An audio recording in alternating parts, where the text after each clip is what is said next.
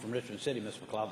Thank you, Mr. Speaker. Speaking to the bill. The gentlewoman has the floor. Thank you, Mr. Speaker. Ladies and gentlemen of the House, in his State of the Commonwealth address, Governor McDonnell said, "Our teachers are well-educated and motivated professionals who deserve to be treated as such, just like workers in most other jobs get reviewed every year and are therefore able to be more accurately promoted and rewarded by their success, so too should our teachers." He used that statement to explain why he was asking the General Assembly to eliminate continuing contract. He argued that doing so will provide more incentives and accountability to attract and retain the best and the brightest teachers. The reality is it will do just the opposite. First, let me tell you what about this bill I do not object to. I don't think anyone objects to the new evaluation process, although to be frank, the evaluation process hasn't been implemented yet, so we don't really know how it's going to work. But no one would object to having our teachers evaluated. No one would object that incompetent teachers should not be teaching anymore. But continuing contract is not tenure. Incompetent teachers can already be gotten rid of under continuing contract. People who think teachers should not have continuing contract, and let me be perfectly clear what this bill does. All new teachers, and eventually all teachers, will serve a 3-year term contract. And at the end of that contract, they can be released or their contract not renewed for any reason whatsoever. Legally, that is not firing them, and I will grant you that. But the practical result is that teacher loses their job. The reason continuing contract was adopted, I think it was 80 years ago, was because the teaching profession was full of nepotism, cronyism, and every other kind of ism you can think of. If a teacher and a principal didn't get along, for whatever reason, that teacher was gone. Under this bill, if a principal doesn't like a teacher for whatever reason, he or she bides his time until 3 years is up, that teacher is gone with no process whatsoever, no reasons given. The bill says that the principal has to consider the evaluation. But what does that mean? The principal can say, yeah, I considered it. Yeah, you're a great teacher and you're loved, but you're out of here. Teachers cannot please everybody, and they don't.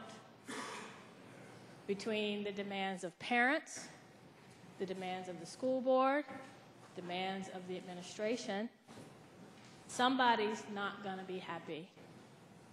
And this bill makes it a lot easier if that someone has political clout to get rid of that teacher. Now, why should you be concerned about that?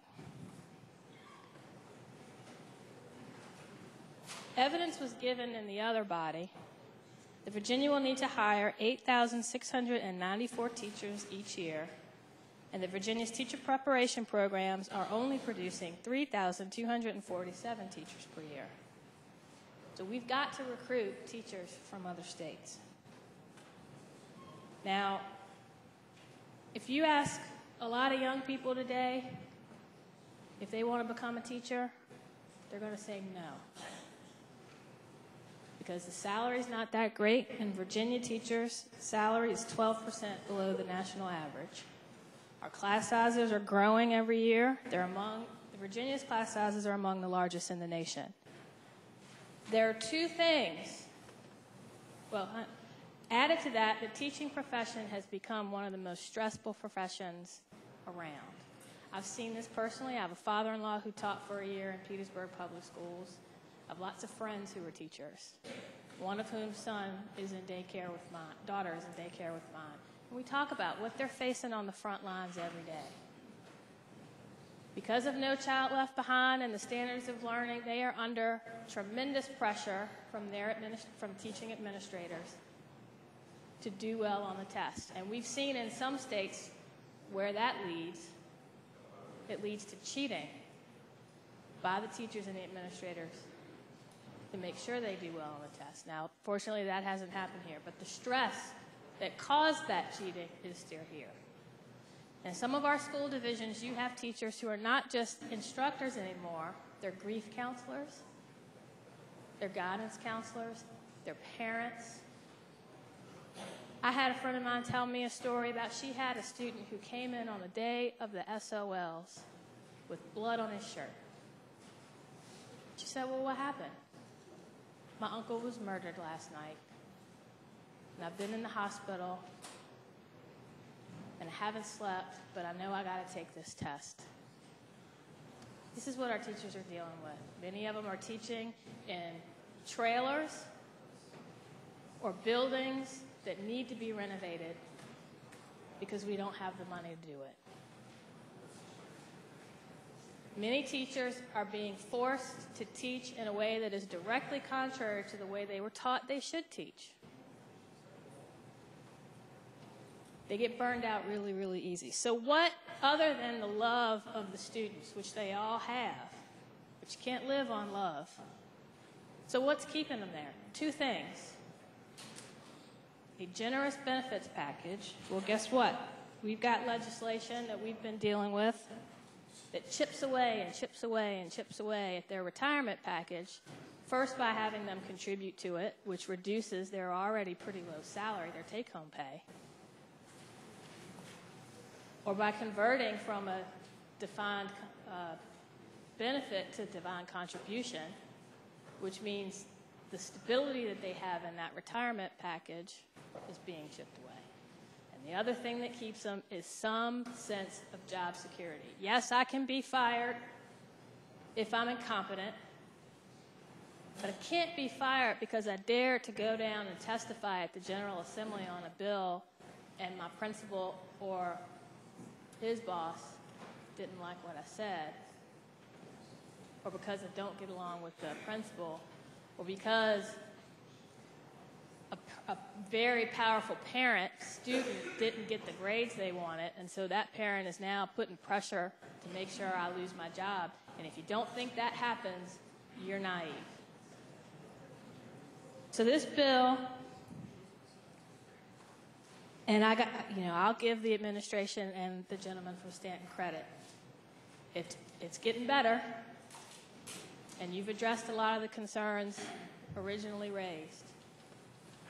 But the basic purpose of this bill, and everybody will admit it, is at the end of your 3-year term as a teacher, you can lose your job for no reason whatsoever.